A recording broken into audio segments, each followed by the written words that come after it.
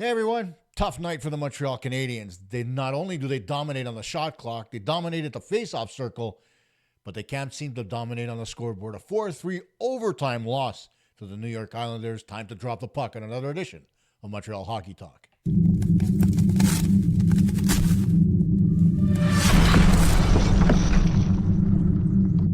Hey everyone, I'm Kosta welcoming you tonight, March 20th, 2025. And you know what? I was yelling at the TV all night long. And the reason I was yelling is because the Montreal Canadiens had an opportunity to come away with 2 points, and they absolutely blew it. It's so bad.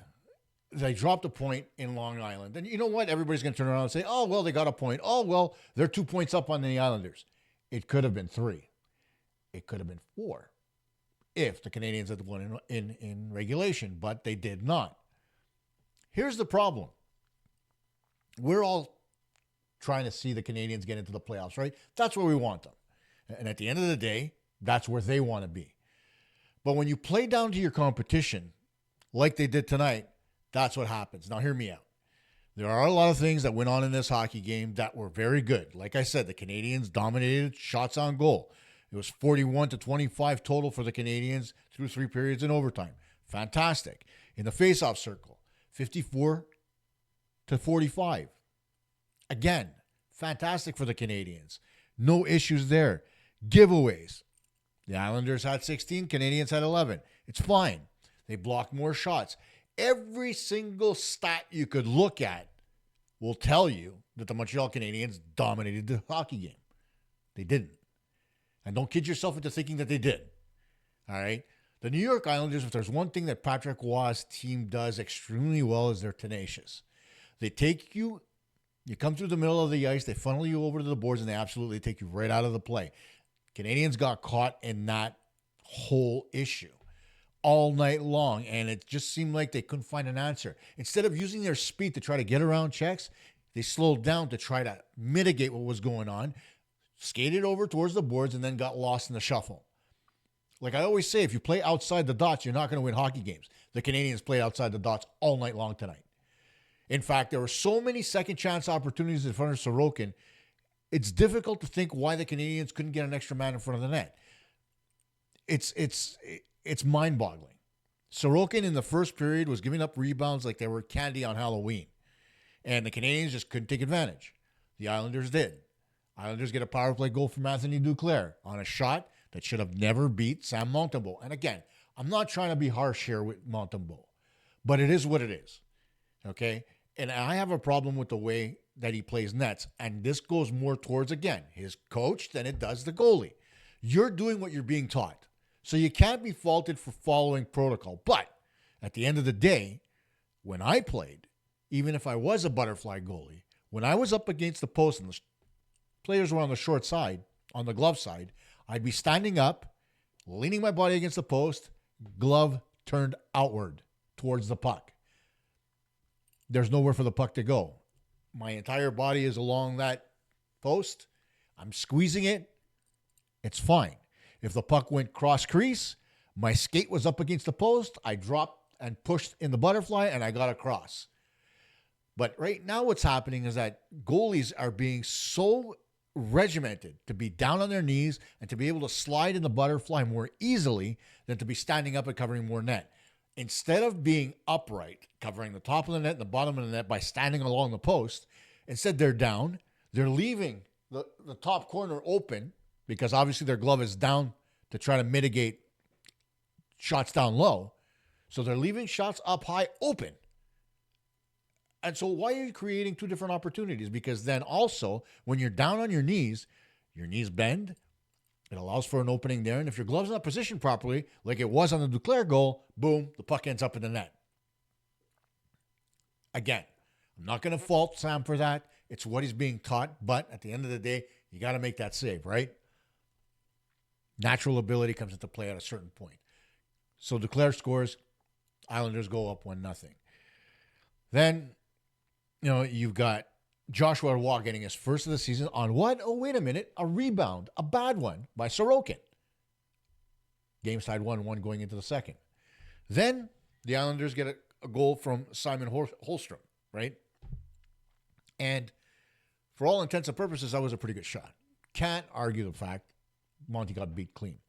The third goal from Bo Horvat, I'm going to get into that a little bit later, but that puck should have never beat him. Sorry. That's another one of those goals. That one was on Monty. Went in under the armpit. Should have been able to stop that. But there's more to that goal than just the save that wasn't made. And again, I'll get back to that a little bit later in the show. And then finally, you got Patrick Laine scoring on the power play. Islanders freaking out because Slafkovsky bumped it to Sorokin. Actually, it was Sorokin that bumped it to Slafkovsky.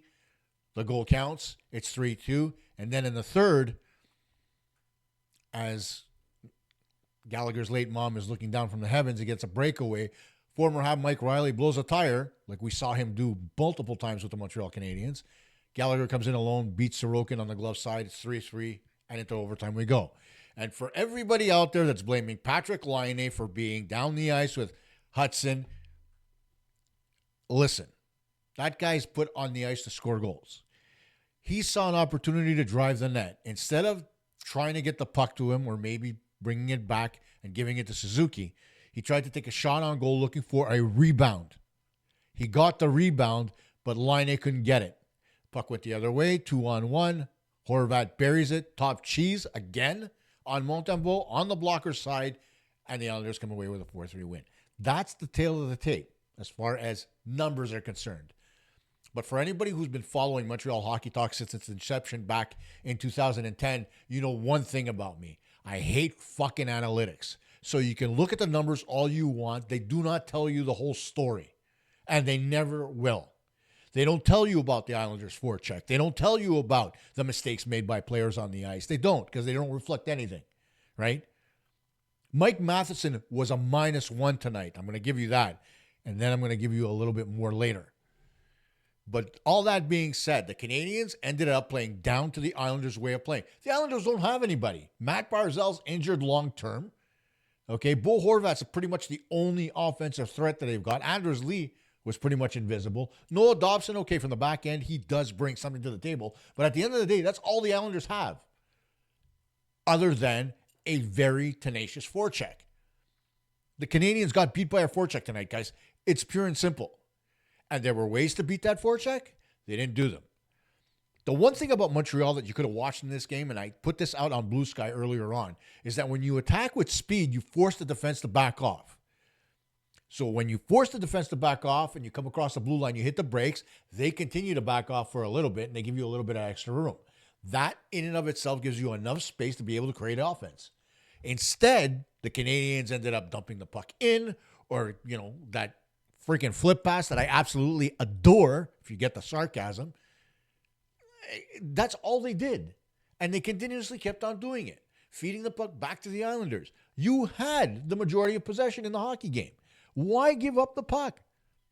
Honestly, you're controlling the game. You ended up with 41 shots on goal, a lot of them from the perimeter, but you had the puck. Why give it up? If it's good enough for you to be able to regroup in overtime when you got 3 guys on the ice, why can't you do it when you have 5? Force the Islanders to reset their forecheck. It's going to create gaps. But no. Instead, it's full force straight up, and then let's lose the puck and have it come the other way. And then I'm not going to go into it right now because it's going to drive me crazy when I talk about the D, but there's a lot of things that are wrong with the D. And the other thing that I find a little peculiar, and don't get me wrong, I absolutely love Yoel Armia, but you're in the middle of a fucking playoff race and you got a guy up front that can't shoot the puck. I mean, I know what he brings to the table as far as, being able to kill penalties and such, but other than that, if he's up front and he can't take a shot on goal, why have him there? If you're going to make a playoff run, why have him in the lineup? Let him rest his wrist for a day or two. No, let me put him out there. Let me risk his wrist getting worse so that if I do make the playoffs, he's not available to me. Mind blown. Can't understand it. And you can find any schlub, even from the Rocket, to be able to kill penalties that way. Even Michael Pezzetta, the penalty machine, he can actually do that job. You're not expecting him to score goals, but he can check and he can kill penalties if he has to. Come on. Like, give Armia a little bit of a break. He can't be effective with a limp wrist, period. Now, the Canadiens dropped that point. They could have been up by a few, at least 3, given the fact that everybody else other than the Columbus Blue Jackets didn't get a point tonight in the playoff race. I don't understand. If nobody's scoreboard watching, I don't know. I don't get it. It's so key for the Canadiens to win the hockey games that they should win. Tonight was one of them. Now they're going to go to Saturday night. Again, I'll talk about that a little bit more in depth, but they're going into Saturday night, and they're playing a tougher opponent. That being said, as we move on to the next one, the one thing that you've noticed from the Montreal Canadiens in the past few games is the fact that they've been playing from behind, right? They haven't gotten leads in regularly or until the tail end of a game, like in the third period. They've always been coming from behind, coming back, and that talks about their character and their wantingness to win. Okay? There's no arguing that point. But when you play from a position of weakness like that, you end up making mistakes just like they did tonight, and it costs you.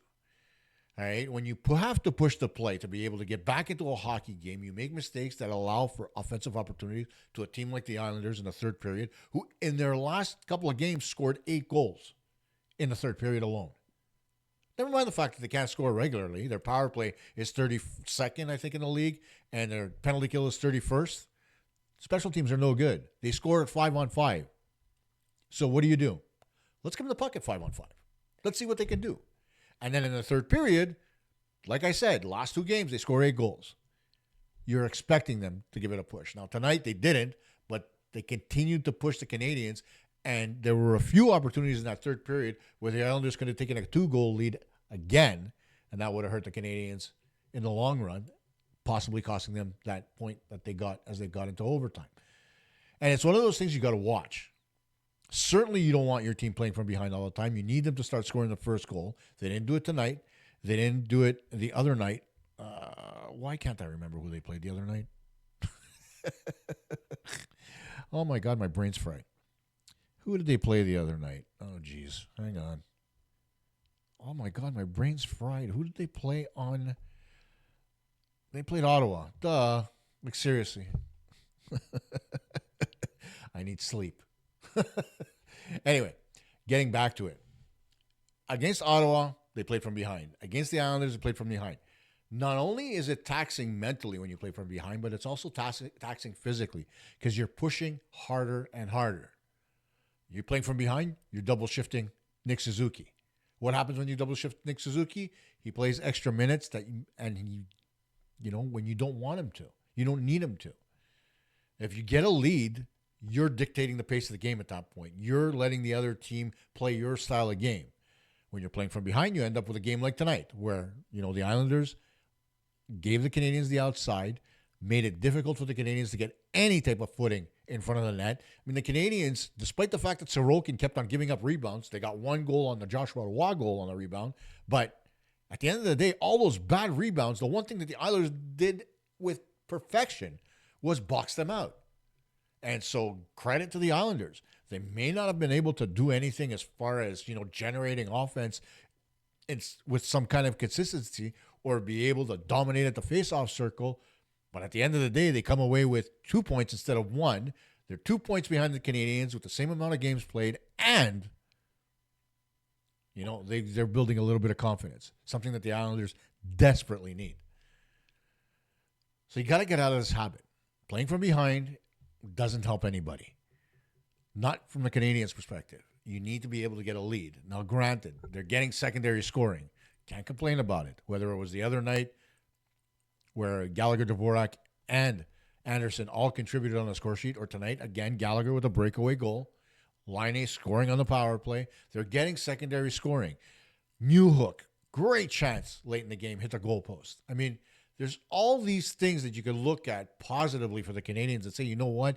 There's a lot going on that you could smile about. But at the end of the day, it's the results that count. And so I'm not trying to be a negative Nancy here. I'm trying to be absolutely positive with everything. But the Canadiens need better results given the opportunities that they're getting. They need to dictate the pace. They can't play the other team's game. It almost bit them against Ottawa. It almost bit them. It did bite them tonight, actually, against the Islanders. And it certainly might bite them on Saturday if they try to play that type of game against the Colorado Avalanche. Again, we'll review that game a little bit later. Now to the bane of my existence tonight, Mike Matheson. I don't know if you guys, I doubt you guys follow my account on Blue Sky, but if you want to, just look for it at mtlhockeytalk.bsky.social. Mike Matheson was absolutely putrid tonight. Sure, like I said on the score sheet, he's going to be a -1. But every time he had the puck in the defensive zone, my heart started to race. And what's worse is, not only on the Horvat goal, but earlier in the game, which led to the Duclair goal, he took a penalty because he was on the wrong side of the puck because he was being too aggressive. Instead of playing a one-on-one against the man, when the man's coming down on him, he was trying to get the puck. The minute a defenseman starts to reach, he's toast. It's something you learn in Pee Wee. Okay? They tell you, as the player's coming in, reduce the gap, get him within a stick length, and then go man on man. Body. Don't look at the puck. Because at the end of the day, the puck might go, but if the man can't follow the puck, you eliminate him from the play. So if he chips it around you, you bump him off the puck, you're good as gold. Right? You don't need to take an interference penalty. But instead, what does Matheson do? He reaches out with his stick. He ends up getting beat. And then he reaches around, takes a holding call. Then, on the Horvat goal, again, he reached for Horvat, and Horvat's got speed to burn. You can't do that. And so he reaches for him. Horvat takes one step to the outside, slips behind Matheson, rips a shot, scores, making it 3-1. And there were opportunities for him to clear pucks out of the defensive zone, and he kept on whiffing. Couldn't get enough on it. Maybe he's holding his stick too tight. I don't know what it is. But you're better than that, Matheson. You're not a bad defenseman. You skate like the freaking wind. You make a good first pass most of the time when there's nobody pressuring you. But the minute there's a forecheck and somebody's pressuring Mike Matheson, all of a sudden he forgets how to play hockey. And that bothers me. You're a veteran defenseman. You should know better. You should know that guys are going to press you. There was one point in the third period where he was coming back to get a puck in his zone, and Horvat caught up to him. Why? Because he didn't skate fast enough to come back in retrieval. I used to complain about that with Justin Barron, where he wouldn't skate fast enough to come back to get the puck because he was worried about getting hammered into the boards, which he would happen to him anyway. And I think that's the same thing Matheson's worried about. He's worried about getting hit. It's Bo Horvat. Horvat's not going to take you out and kill you. He might bump into you, but he's not the type of guy to come in there and try to take a cheap shot or ram you head first into the boards when you're retrieving a puck. So get on your horse. Get back. Give yourself time to clear it. No. Let me slow down and see if Horvat can catch up. That was Matheson's philosophy tonight. And that cost the Canadiens dearly in this hockey game. And, you know, Hudson played a great game. Struvel's getting better game in, game out. Jackeye was good. Savard, okay. Savard's slow, but Savard's effective. Okay? That happens. At the end of the day, the Canadiens defense played an extremely good hockey game, except for one individual, that being Mike Matheson. And again, he's going to show up as a -1. But there's a lot of stuff that he did on the ice that cost the Canadiens. Simple. So, he's got to be better. The other guy who has to be better, and I'm going to bring it up again, yes, it's Monty. Montembeault's got to stop pucks. One bad goal tonight, okay, you can forgive that. Two, that cost you the game. And tonight, there were 2 goals against. In fact, so bad tonight that I would actually think about starting Dobish on Saturday. Why? Because in next for the Canadiens is the Colorado Avalanche. And the Avalanche are always a tough out. You know, when you take a look at their lineup led by none other than Nathan McKinnon, they skate with speed. They have pace. Cale Makar is a stalwart on defense, and he pretty much nullifies anything that Lane Hutson could bring to the table offensively because he's better than Lane Hutson. I know people are going to disagree with that, but it's the God honest truth. He can play both sides of the puck. Hudson is still learning. So let's leave that alone for now. Hudson might be able to catch up, but right now, Makar is better. Okay? Don't argue the point. And the Avalanche play a very good team game with speed, attacking, getting shots on goal, playing with pace. And the Canadiens have to play with pace on Saturday. It can't be the shit we saw tonight where they slow it down to the point where you can take pictures of them and take stills for their hockey cards. That's how slow the Canadiens were. They need to be better. They need to be faster. And they need to get smart with the puck in their own zone. Enough with the stupid flip pass. Okay? Enough with making clearances through the middle of the ice. How many times tonight did they try to clear through the middle and it got blocked by either Dobson or any number of the defensemen on the Islanders? Again, getting back to Pee Wee, you might say that the Pee Wee coach is behind the bench, but at the end of the day, the coaching staff has done a fantastic job with this team, got him into a playoff position, and lo and behold, it's the players that are now regressing back to the Pee Wee level, not the coaching staff.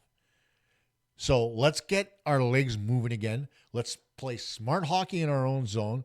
Let's be responsible with the puck and make smart plays.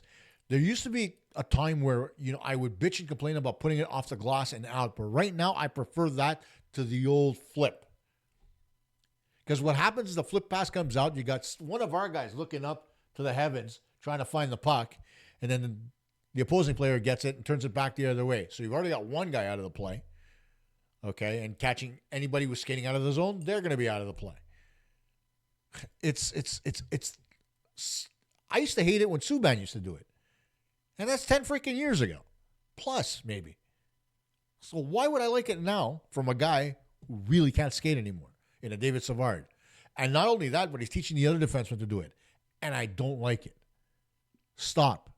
Get away from that. Be more responsible. You never saw that kind of play back in the 70s and 80s. It was a desperation play. It wasn't one that you'd make to try to stretch the ice. And even back then, the reason why they wouldn't flip it, because you had the red line in place. So if you flipped it out and the guy touched the puck, you had a two-line pass and the puck face-off was coming back into your zone. That red line's not there anymore. So that's why everybody's trying that flip pass out into center to see if they get any measure of success. Get away from it. Match the Avalanche, stride for stride, get better goaltending, and you may get the 2 points. But at the end of the day, it's going to be a tough out for the Canadiens. And it's going to be a very important game if they want to maintain their standing in the wild card position on Saturday night.